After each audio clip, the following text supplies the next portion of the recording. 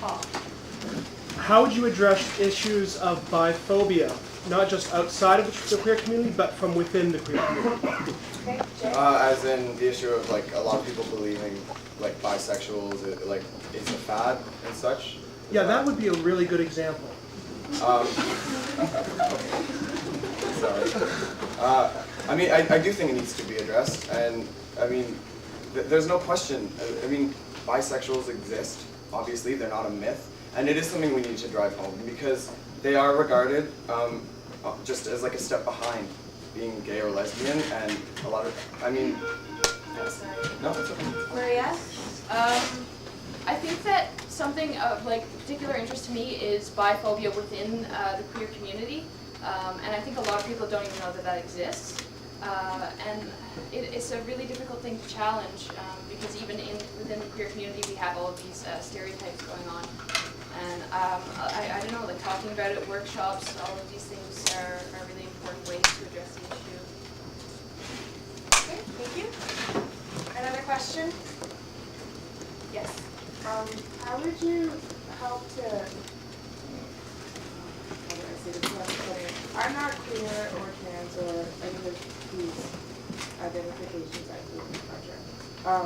But how would you go about letting people who do not identify with any of these identifications feel comfortable coming to any of your events or feel comfortable approaching you to talk to you about it if you're not feeling, you know, that they need to be politically correct or feminine?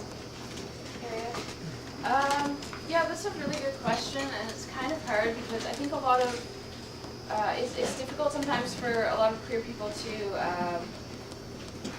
address that issue without, like, if people are being politically incorrect around them, people sometimes can feel like they're being attacked. And personally, I think I'm a pretty approachable person, which is why I think I'm a good person for this position. Also, I mean, it's something that I think that lives. Can you say the question again? Sounds as part of time. How would you, what? Pardon? To restate a question, like if it's been counting as time. Well, let's let her do it. It's kind of the noise level in here can be Okay. difficult, so we'll let her start.